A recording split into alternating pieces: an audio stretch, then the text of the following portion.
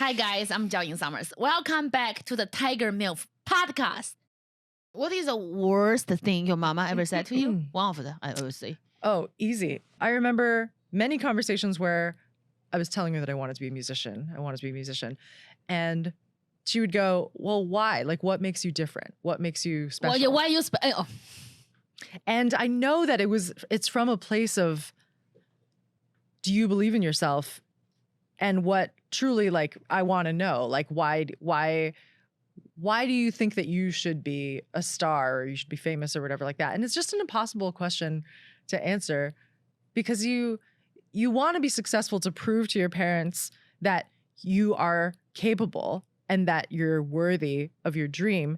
And then there's this whole other element to it where I want to do it because it's the thing that makes me feel alive. And if I don't do it, I really feel like I'm going to die. Like, I don't feel like life is worth living unless you're living a creative life and you're connecting people and you're feeling in community with other people. So there are two elements to that. There's like, it's always like capitalism and art, right? And you're fighting art and commerce all the time. And that's something that I'm kind of discovering now. It's the irony is that I was doing music for so long, like my entire 20s, I was touring up until the pandemic, essentially. And I still do music, but now that I've stumbled into comedy, it's opened up so many doors. And I feel like it's happened very organically, how I've created more of a community this year. And like, it just feels, it feels effortless in a way that I've never experienced before. I think all of the hard work and the dreams and frustration and you being resilient and never give it up built to the point that everything start blowing up. I think so. I feel like it's just the times when nobody believed in you. You just like, I'm just gonna keep going. This little voice. I can't live without doing this. Jess Tom, who's another New York comedian, who's a dear friend.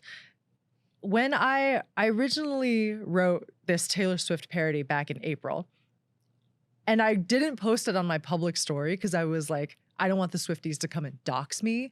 But it was after her new album came out, and I was like, just listening to all the songs, and I was like, I feel like I understand how these songs are structured. And so I wrote this parody of the song, and I put it on my private story. And then Jess was like, you got to release this. It's really good. And I was like, no, I'm so afraid of like the Swifties coming to dox me.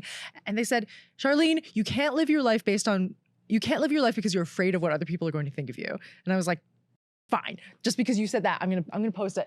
So I posted it, and then it went crazy viral. It has like 17 million views now or something crazy. And that was like the impetus for me creating all these other things. And I think the reason that it's taken off is because it doesn't feel like it's something I'm engineering for the algorithm or whatever. Like, this is really how my brain works anyway. I think about music constantly, and I actually have trouble listening to music casually because I'm always like picking it apart in this like academic way. And so it's fun for me to create these breakdowns where I can say, oh, this is where the pre-chorus happens and they sing really fast, or like this is what happens in the bridge where everything drops out, and like I want to continue to I'm a huge fan. Stuff like that. I'm a huge fan. I would watch you watch your video like on repeat. Oh, thanks, Jerry. It's like, oh my God, she's so genius. Like, so much talent.